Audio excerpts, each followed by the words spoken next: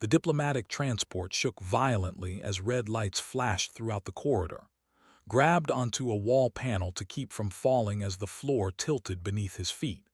Around him, aliens from a dozen different species ran toward the escape pods. Their voices mixed together in panic, creating a chaos of sounds he could barely understand. All personnel to evacuation stations, the ship's computer announced in a calm voice that did not match the emergency. Hull breach in sectors 4 through 9. Life support failing. Ran. His engineering toolkit bounced against his hip as he pushed through the crowd. He was supposed to be on this ship for only 3 days, a simple transport from the outer colonies to the Coalition summit. Now the ship was dying around him, torn apart by something the sensors could not identify. One moment they were traveling through normal space. The next, reality itself seemed to twist and pull them somewhere else. The escape pod bay was ahead. Could see the entrance, but too many people were trying to fit through at once. He squeezed past a group of insect-like diplomats and found himself face to face with the tallest being he had ever stood next to. She was over 8 feet tall, with deep purple skin and eyes that glowed faintly in the emergency lighting. Her uniform marked her as one of the warrior species that made up the Coalition's military backbone. She looked down with an expression he could not quite read. "Move, human," she said. Her voice was deep and commanding. "The pods fill by size priority." "Everyone gets a pod," replied, not moving.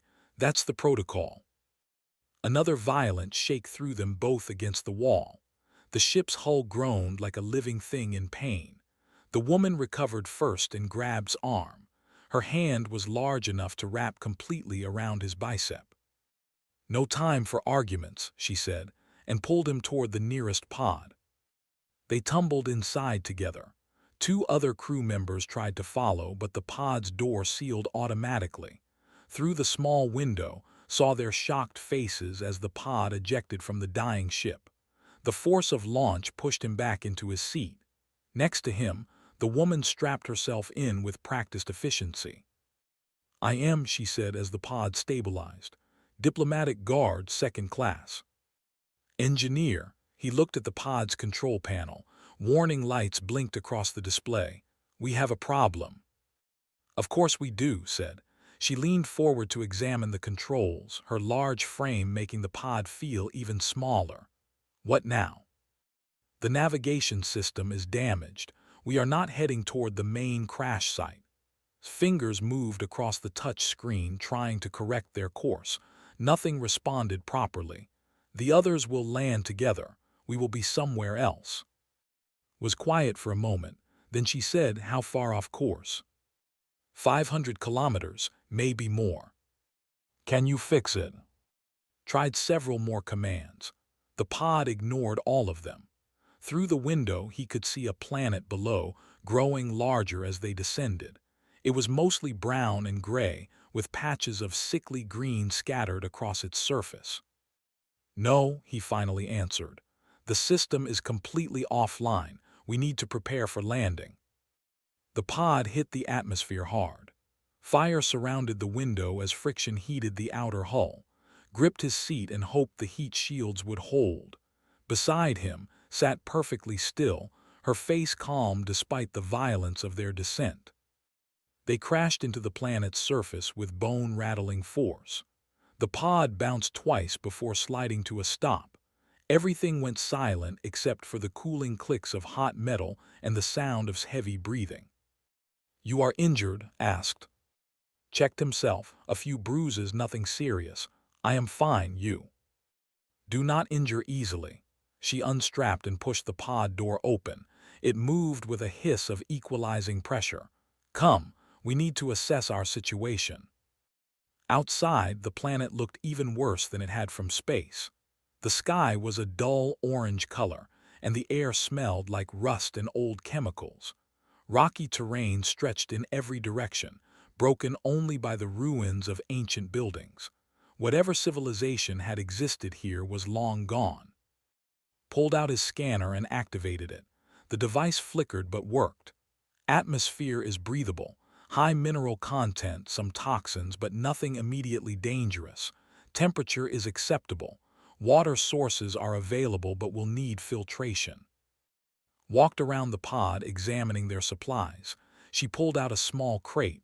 3 days of rations, one medical kit, basic tools, no weapons beyond my service blade. The communication system is damaged, said, still studying his scanner. The distress beacon is working, but its range is very limited. The others might not detect it from 500 kilometers away. Then we walk. Looked up at her. Walk 500 kilometers. You have a better suggestion, crossed her arms. We cannot stay here and hope for rescue. The beacon is weak. We must reach the main crash site. That will take weeks, maybe longer, pointed at the sky.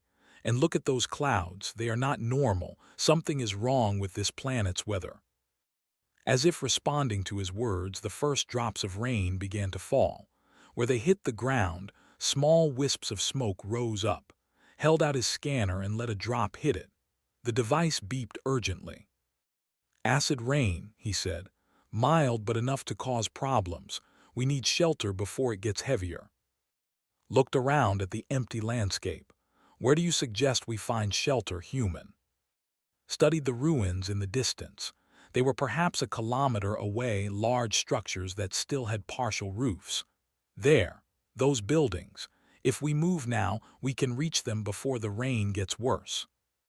And if the buildings collapse, then we will have bigger problems than acid rain. Began gathering supplies from the pod. But staying here is not an option. This pod offers no protection. Watched him work for a moment. Then she began helping, loading supplies into a carry pack with efficient movements. You are calmer than I expected. Most humans panic in survival situations. Panic wastes energy, said. I grew up in the outer colonies. Survival was a daily task. You learn to stay calm or you do not survive. Perhaps, shouldered the heavy pack as if it weighed nothing. Lead the way, engineer. Let us see if those buildings are as safe as you hope.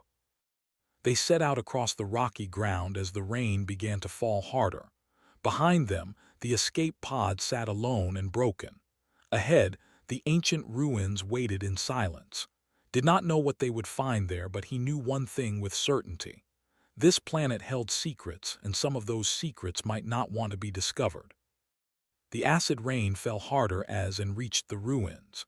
The ancient buildings loomed above them, their walls covered in strange symbols that time had nearly erased. Led them through a collapsed doorway into what must have once been a large hall. The roof was mostly intact, offering protection from the burning rain outside. This will work, said, setting down his pack. He pulled out his scanner and swept it across the room. Structure is stable. No immediate dangers detected. Removed her pack and walked to one of the walls. She traced her fingers over the symbols carved there. This planet was not always dead. Someone built these structures with great skill. Yes, but where did they go? Began unpacking supplies.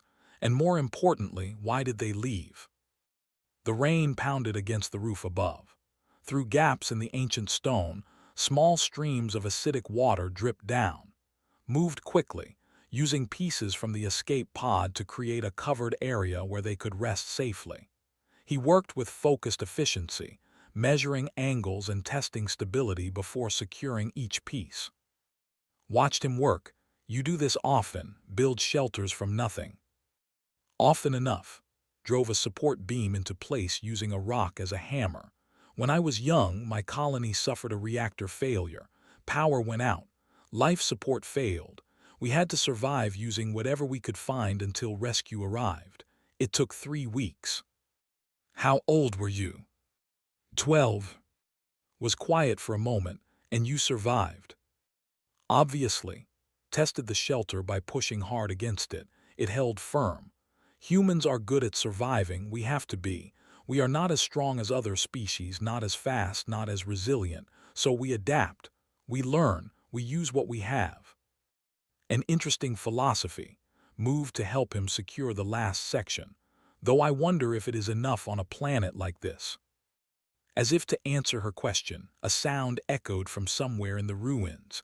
It was low and rumbling like a growl but wrong somehow. Mechanical. Both of them froze. "What was that?" whispered. Checked his scanner. "I am detecting movement. Large signatures approximately 200 meters away, multiple contacts." "Creatures?" "I do not know. The readings are strange. Partly organic, partly something else." The growling sound came again, closer this time. Drew her service blade, the metal gleaming in the dim light filtering through the roof. She positioned herself between and the entrance. "Stay behind me," she ordered. 3 creatures emerged from the shadows of the ruins. They were the size of large dogs but built like nothing had seen before. Their bodies were covered in metallic plates that moved like living tissue. Their eyes glowed red, and their jaws opened to reveal teeth that looked more like cutting tools than organic matter. "What are those?" breathed. "I think they are guardians, automated defense systems but merged with organic life," kept his voice low. "This planet's inhabitants must have created them." The creatures spread out, circling them. One of them lunged at. She moved with impressive speed, her blade cutting through the air. The weapon struck the creature's metallic plating and bounced off with a sharp clang. The creature barely seemed to notice. "They are armored," shouted. His mind raced. Armor meant weak points. Everything had weak points. He studied the creatures as they moved. There, at the joints where the metal plates connected, he could see exposed flesh. "The joints," he called out. "Strike at the joints." Adjusted her attack immediately. When the next creature lunged, she drove her blade into the gap between its shoulder plates. The creature howled and stumbled back. Dark fluid leaked from the wound. But there were 3 of them and they were learning. The remaining 2 attacked together, one going high while the other went low. Managed to strike one, but the other's claws raked across her arm. She grunted in pain but did not fall back. Grabbed a loose piece of metal from the shelter materials. It was not much of a weapon, but it was something. When one of the creatures turned toward him, he swung hard at its head. The impact jarred his arms, but the creature staggered. "Not as helpless as you look," said through gritted teeth. She was holding her wounded arm against her side while keeping her blade ready. The creatures regrouped. They seemed to be assessing their targets more carefully now. Realized with cold certainty that they were intelligent, or at least programmed to be. They would not make the same mistakes twice. "We need to move," he said. "Find a defensible position." "Where?" Pointed to a narrow passage at the back of the hall. "There. They cannot surround us in a confined space." They backed toward the passage, keeping their weapons ready. The creatures followed but kept their distance, as if waiting for the right moment. Just as reached the passage entrance, one of the creatures charged. Met it head-on. Her blade found the joint at its neck and the creature collapsed, but the effort cost her. She stumbled, her wounded arm failing. The other 2 creatures saw their opening and attacked together. Did not think, he simply moved. He threw himself between the creatures, swinging his makeshift weapon wildly. One creature's claw caught his shoulder, tearing through his uniform and into flesh. Pain exploded through his body, but he kept swinging. "Get back!" roared. She grabbed his collar and pulled him into the passage. Then she kicked a loose stone pillar. The ancient structure groaned and collapsed, blocking the passage entrance. The creatures slammed against the rubble from the other side, but they could not get through. In the darkness of the passage, both of them collapsed against the wall, pressed his hand against his bleeding shoulder, examined her arm. The claw marks were deep. "That was foolish," said. "You could have been killed." "So could you," tore a piece of fabric from his uniform and pressed it against his wound. "We are a team now. Teams protect each other." Looked at him in the dim light. "You truly believe that, even though I am not your species, even though we just met?" "Yes," pulled out the medical kit with his good hand. "Now let me treat your wounds. That arm needs attention."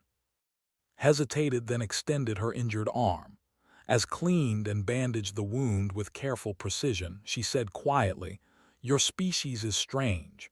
Weak bodies but strong spirits. I did not expect this." "What did you expect?"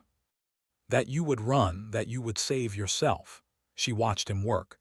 "That is what most weak creatures do." "Humans are not most creatures." Finished wrapping her arm and started treating his own shoulder. "We learned long ago that survival is not about being the strongest. It is about being the most adaptable and about working together." Outside the passage, the creatures had stopped trying to break through. An uneasy silence fell over the ruins. The acid rain continued to fall, its sound like whispers against stone. Activated his scanner one more time. The readings showed something that made his blood run cold. "Look at this." She leaned over to see the display. "What am I looking at?" "These ruins extend deep underground, and there are power signatures down there. Active power.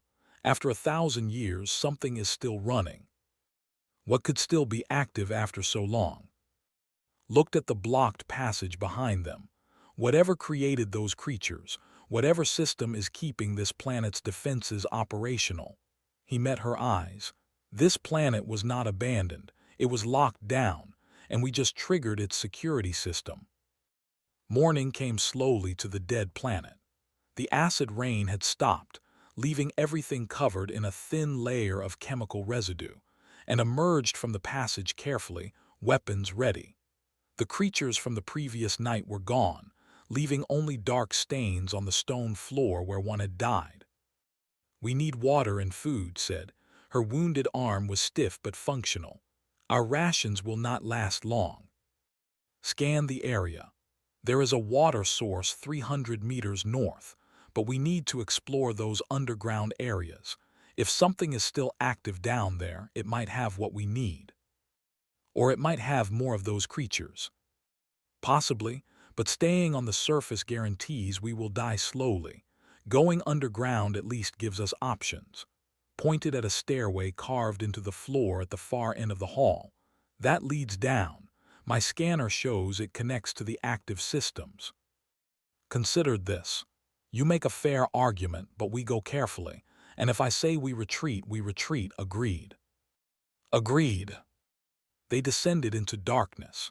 Activated a light from his toolkit, casting a pale glow on walls covered in more of the strange symbols.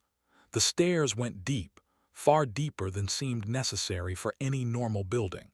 The air grew cooler and carried a faint humming sound, like machinery running far away. At the bottom of the stairs, they found a corridor that looked nothing like the ruins above. This place was clean and untouched by time. Lights flickered on as they entered, responding to their movement. The walls were smooth metal, and the floor showed no dust or decay. "This is remarkable," whispered. "How is it so well preserved?" "Environmental controls," ran his hand along a wall panel. "The whole underground facility must be sealed, climate-controlled, maintained by automated systems." They walked forward slowly. The corridor opened into a vast chamber filled with technology. Computer terminals lined the walls, their screens displaying information in the alien language. In the center of the room stood a large pillar covered in more screens and controls. Approached the pillar carefully. When his hand touched the surface, the screens flickered and changed. Text scrolled across them rapidly. "Can you read it?" asked. "No, but I can try to understand the patterns." Studied the displays. His training as an engineer had taught him to recognize systems logic, even in alien technology. "Look here. These symbols repeat in sequences. That suggests a programming language." "And that helps us how?" "All programs follow logic. Input leads to output, cause and effect." Touched different sections of the screen, watching how the system responded. "Even if I cannot read the words, I can understand the structure." He worked for nearly an hour, testing and observing. Stood guard, her blade ready in case more creatures appeared. But nothing came. The facility remained silent except for the distant humming and the occasional beep from the computers. Finally found something. I can access visual records. The system uses images to document events. Show me, said. Activated the display. The screen filled with images of the planet's past. They saw cities full of tall, graceful beings with 4 arms and skin that shimmered like oil on water. They saw advanced technology, peaceful civilization, art, and culture. Then the images changed. The sky turned dark. Something appeared in orbit around the planet, something massive and threatening. What is that? Lean closer. I do not know, but watch what happens. The images showed the planet's inhabitants building the underground facilities in a rush. They were preparing for something. Then came the evacuation. Thousands entering stasis chambers, the defense systems activating, the surface being abandoned. And finally, the last image, a single being standing before a control panel, sealing everything shut. They put themselves in stasis, said quietly.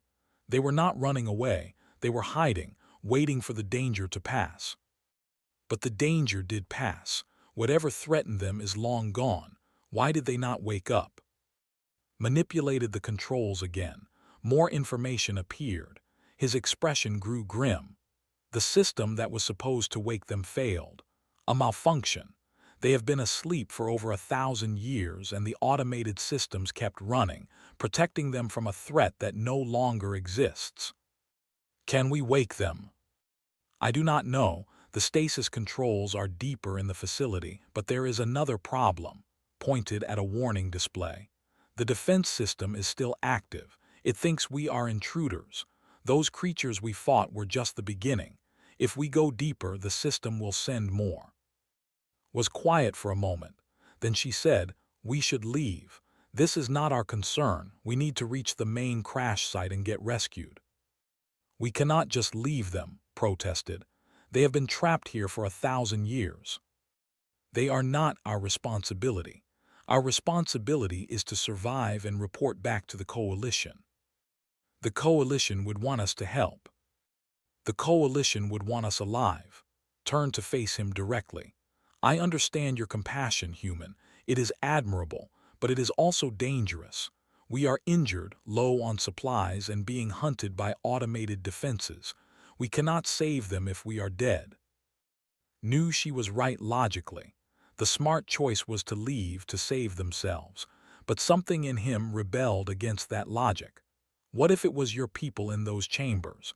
What if they were trapped in stasis and someone found them but walked away? That is not the same. How is it not the same? They are living beings, they deserve a chance. His expression hardened. Because we do not have the luxury of being heroes, because survival requires hard choices, because your soft human heart is going to get us both killed. Maybe, said, but if we do not try, what does that make us? We would be no better than the malfunction that trapped them here, just another failure that abandoned them. They stared at each other in the flickering light of the ancient facility. Finally, looked away. You humans are impossible. You would rather die trying to help strangers than live by leaving them behind. Is that such a terrible thing? It is terrifying, admitted. They are taught that survival is the highest priority, that individuals must be sacrificed for the good of the whole. But you humans, you refuse to accept that. You try to save everyone, even when it is impossible. We do not always succeed, said quietly, but we always try. That is what makes us human. Shook her head slowly. Very well, we will try your impossible task, but we do it carefully. We plan, we prepare. And if I see that we cannot succeed, we retreat immediately. I will not let your compassion kill us both. Thank you. Do not thank me yet. We still need to get past the defense systems, find the stasis chambers, repair whatever is broken, and wake up an entire civilization, all while being hunted by creatures designed to kill intruders. Checked her blade. How do you propose we do all of that? Turned back to the control pillar. We start by understanding the system better. If I can learn its patterns, maybe I can convince it we are not a threat. Or better yet, maybe I can reprogram it. You can do that. Reprogram alien technology you cannot even read. I do not know, admitted, but I am going to try, because trying is what humans do. Move to stand beside him. Then I will guard you while you work, because protecting the foolish is what the do. Despite the tension, smiled. We make a strange team. Yes, agreed, but perhaps that is not such a bad thing. They worked through the day and into the night, studied the system, learning its language through trial and error, stood watch, ready for any attack. Several times they heard sounds in the corridors, creatures moving in the darkness, but none approached the chamber where they worked. By the time exhaustion forced them to rest, had made progress. Not much, but enough to give them hope. He had found the location of the stasis chambers. He had identified the malfunction in the wake-up protocols. And most importantly, he had discovered a way to reach the central control core. It would be dangerous. The defenses would be strongest there, but it was possible, and for possible was enough. The path to the central core took them through the deepest parts of the facility, led the way, following the map he had created from the computer systems. Followed close behind, her blade ready. They had prepared as well as they could, taking time to rest and eat from their dwindling supplies, but both of them knew this would be dangerous. The corridors grew darker as they descended. The automated lights did not work here, and small torch cast long shadows on the walls. Strange sounds echoed around them, mechanical clicking, the whir of systems activating. They were getting closer to something important, and the facility knew it. Movement ahead, whispered. Saw them too, 3 of the hybrid creatures blocking the corridor, but these were different from the ones they had fought before. Larger, more heavily armored. Their eyes glowed brighter, and weapons extended from their bodies like metallic claws. The defenses are upgrading, said. The system is learning from our previous encounters. Can we avoid them? Not unless we turn back, and there is no other path to the core. Moved forward, positioning herself between and the creatures. Then we fight. Stay behind me and keep moving. I will handle them. You cannot fight all 3 alone. Watch me. The creatures charged, met them with controlled fury. Her blade moved in precise patterns, finding the weak points between armor plates. She ducked under one creature's attack and drove her weapon into its leg joint. It howled and fell, but the other 2 were already on her. Could not just watch. He grabbed a piece of metal pipe from the floor and swung at the nearest creature. The impact jarred his arms, but he kept swinging. The creature turned toward him and used the distraction to strike it from behind. They fought as a team without words. When one needed space, the other created it. When one was in danger, the other intervened. It was brutal and exhausting, but eventually, all 3 creatures lay broken on the floor. Leaned against the wall, breathing hard. Blood dripped from a new cut on her face. That was closer than I like. Are you hurt badly? I will survive, you. Checked himself. More bruises and cuts, but nothing critical. I am fine. We should keep moving before more come. They continued deeper. The core chamber was close now. Could feel it like a pressure in the air. The humming sound was louder here, almost a physical vibration. Then they emerged into a massive chamber that took their breath away.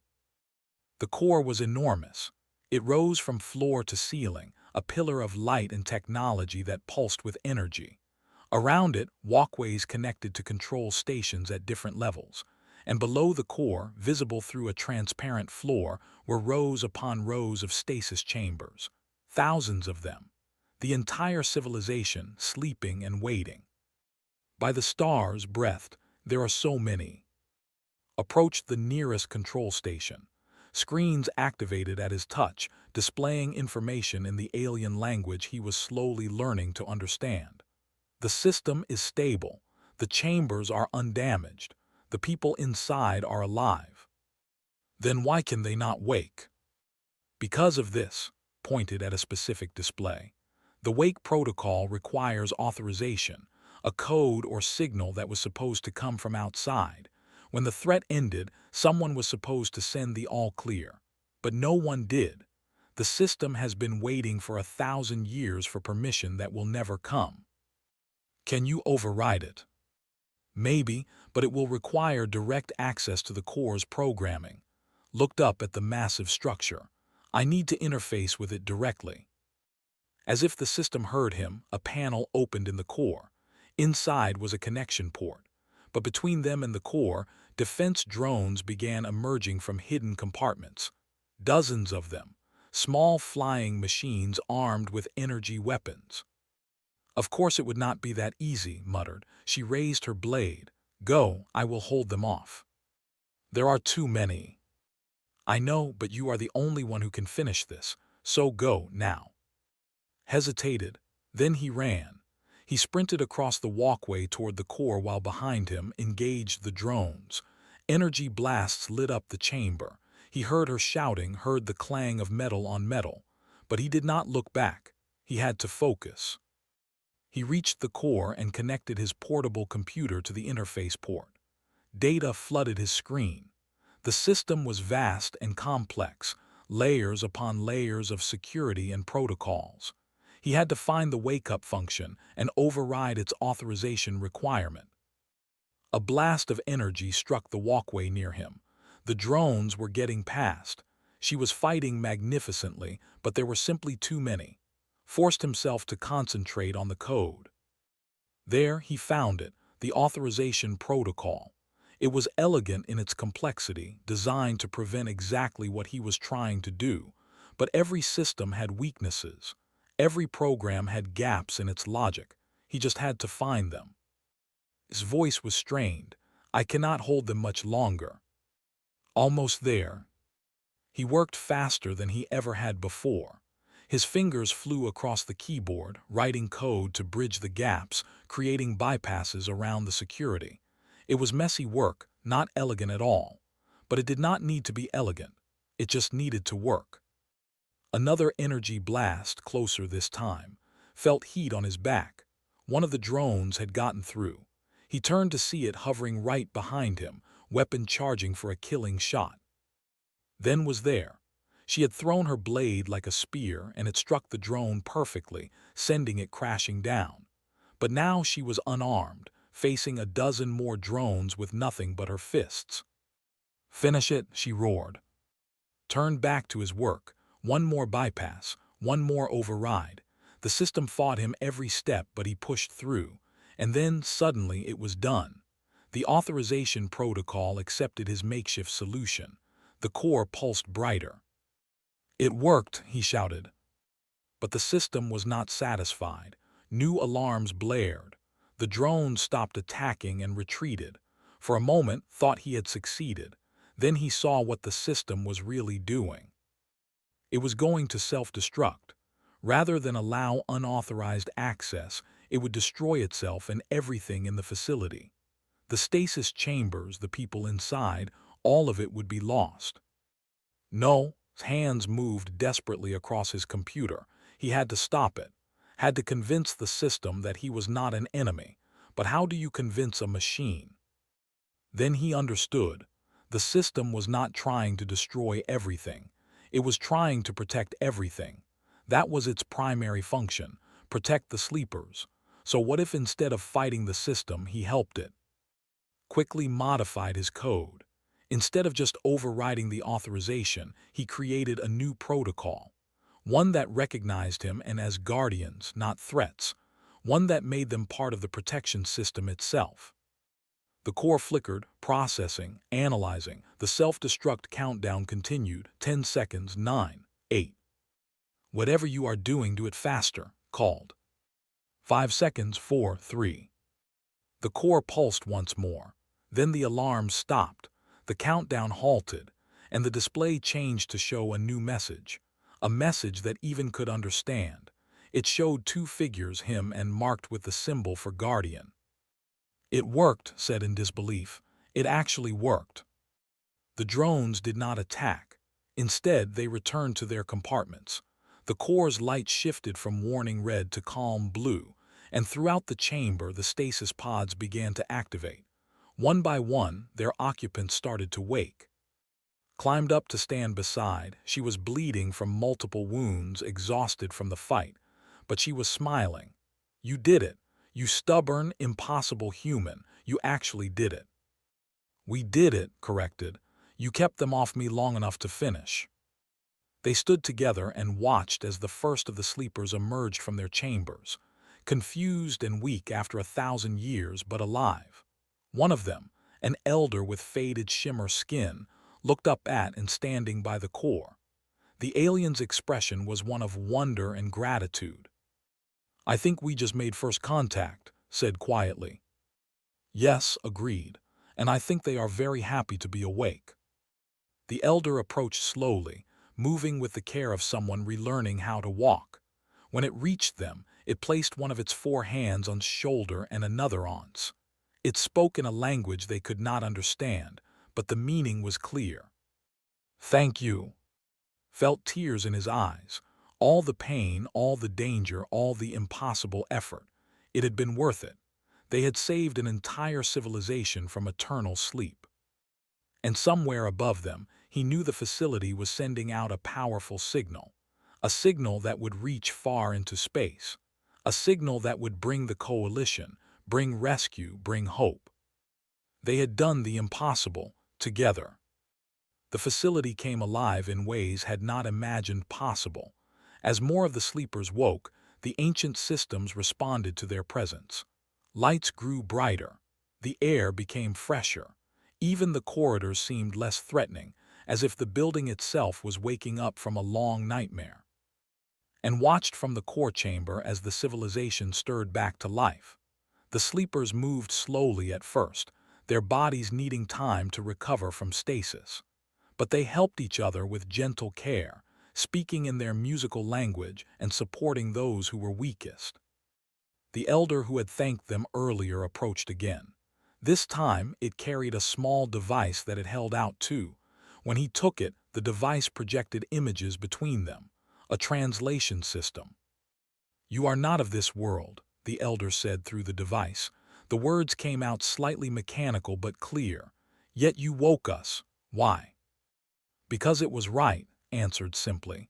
"Because you deserve to wake up. We have slept for so long, we thought no one would come, that we would sleep forever." The elder's shimmer skin flickered with emotion. "Our people hid from a great danger. We expected to wake when it passed, but the system failed. We could not wake ourselves." Stepped forward. "What was the danger you hid from?" The elder made a gesture that seemed sad. "A war between great powers. We were a peaceful people caught between armies that did not care for our survival, so we chose to hide rather than be destroyed. We built these chambers, set the defense systems, and slept. When the war ended, we were supposed to wake, but the war lasted longer than expected, and by the time it ended, we were forgotten. The galaxy has changed much since you slept," said. "The powers that fought that war are long gone. Now there is the Galactic Coalition, many species working together for peace." "Peace?" The elder seemed to taste the word. "That would be welcome. We have had enough of war and hiding." His communication device suddenly crackled to life. After days of silence, a voice came through. "This is Coalition Rescue Ship Defender. We are detecting a powerful signal from coordinates matching a missing escape pod. Please respond." Grabbed her device. "This is Diplomatic Guard. We are alive and requesting immediate extraction. Be advised, situation is complex. Recommend full diplomatic team." "Confirmed, we are on approach. ETA 30 minutes. Felt relief wash over him. They were going to be rescued. They had survived. But more than that, they had accomplished something incredible. He looked at the elder. "The coalition will be here soon. They can help your people. Give you medicine, food, technology to rebuild." "You speak for this coalition." "No, but she does," nodded Tord. "She is one of their representatives, and I promise you they will help." The elder considered this. "Then we will trust you. You woke us when you could have simply saved yourselves. That speaks well of your character." The 30 minutes passed quickly, and returned to the surface to wait. The Elder and several other of the awakened came with them, curious to see the sky again after 1,000 years. When the Coalition ship descended from orbit, it was an impressive sight. The Defender was a large vessel designed for rescue operations. It landed carefully in the ruins, its engines blowing away dust and debris. The airlock opened, and out came a mixed team of Coalition members. Recognized Captain Minu, the human officer he had met during the diplomatic summit. Behind him were medical personnel, engineers, and diplomats from several species. Minu ran forward and embraced him. "We thought you were dead. Your pod went so far off course and your beacon was so weak." "We survived," said, "but there is much to explain." "I see that." Minu looked at the awakened aliens with wonder. "By the stars, who are they?" "The original inhabitants of this planet. They were in stasis for over 1,000 years. We woke them." Minu stared at him. "You did what?" "Over the next hours and explained everything. The crash, the hostile planet, the discovery of the facility, the decision to help rather than leave." The Coalition team listened with growing amazement. Medical personnel began treating the awakened, providing medicine and nourishment. Engineers examined the facility's technology with excitement. The head diplomat, a wise alien named from the species, spoke with the Elder at length. When she returned to, and her expression was serious but pleased. "This is perhaps the most significant discovery in recent Coalition history," said. "This species, they call themselves the, possess technology that predates the Coalition by centuries. They have agreed to share their knowledge in exchange for help rebuilding their civilization." "That is wonderful," said. "It is, and it is largely thanks to you too." Looked at. "Guard, I am officially recommending you for the Coalition Medal of Honor. Your actions here have changed the future of multiple species." Looked uncomfortable with the praise. "I only did my duty." "You did far more than duty required. You risked your life to save strangers from a species you did not even know existed." Turn 2. "And you, engineer, your quick thinking and refusal to give up saved an entire civilization. The Coalition owes you a great debt." "I was just trying to do the right thing," said. "Exactly," smiled. "The right thing is often the hardest thing. You chose the difficult path when an easier one was available. That is the mark of true character." Over the following days, more Coalition ships arrived. The planet became a center of activity. Scientists studying the facility, diplomats negotiating with the, engineers working to restore the ancient city, and remained to help, translating their experiences and sharing what they had learned about the facility's systems. One evening, as the sun set over the ruins, and stood together watching the reconstruction efforts, the planet that had seemed so dead was now filled with life and hope. "I was wrong about humans," said quietly. "When we first crashed, I thought you were weak, a burden I would have to carry. And now I understand. Humans are not weak. You are adaptable, resilient. You refuse to give up even when giving up would be logical." She paused. "My people are strong in body, but you humans are strong in spirit. That is a different kind of strength, perhaps a more important one." "We need each other," said. "Your strength and my adaptability. Together, we can do things neither could do alone." "Yes," smiled. "I have requested that you be assigned as my permanent liaison for human cooperation projects. Command approved." "You want to work together again?" "I do, if you are willing." Thought about everything they had been through, the danger, the fear, the impossible challenges, and he thought about what they had accomplished. "I am willing, partners." "Partners?" Extended her large hand and shook it firmly. Captain Minu approached them with several data pads. "The final reports are ready. The technology will advance Coalition science by decades. Their knowledge of long-term stasis, automated defense systems, and power generation is revolutionary. All because you two refused to walk away. What will happen to the planet? Asked. It will become a protected world, a joint development between thee and the coalition. They want to rebuild their civilization here, but with help from the wider galaxy. It will become a symbol of cooperation. Mean you handed them the data pads, and you too will be remembered as the ones who made it possible. Later that night, sat alone for a moment, looking up at the stars.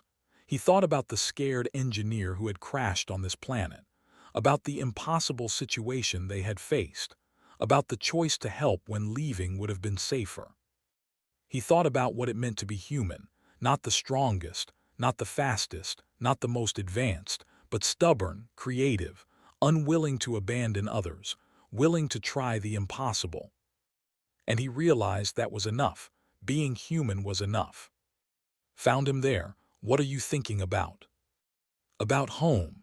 About what I will tell people when they ask what happened here. What will you tell them? Smiled. I will tell them that being human is not about being the best at anything. It is about trying anyway. It is about looking at an impossible problem and saying, I can find a way. It is about refusing to leave people behind, even when staying puts you in danger. That is very human, observed. Yes, and I am proud of it. As you should be, sat beside him. The coalition is stronger because humans are part of it. You bring something we others lack: hope, persistence, the belief that impossible problems have solutions if you just work hard enough to find them. They sat in comfortable silence, watching the stars. Tomorrow they would leave this planet and return to the wider galaxy. There would be ceremonies and reports, new assignments and challenges.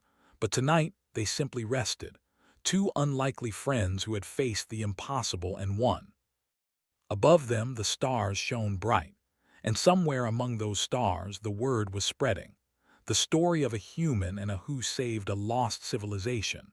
The story of teamwork across species. The story of refusing to give up. The story of what it meant to be human.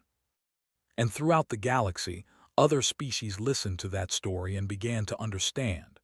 Humans were not the strongest or the most advanced, but they had something special, something that made them valuable partners, something that made the coalition stronger. They had hope, they had persistence, they had the stubborn refusal to accept defeat. And that, more than any weapon or technology, was humanity's gift to the stars.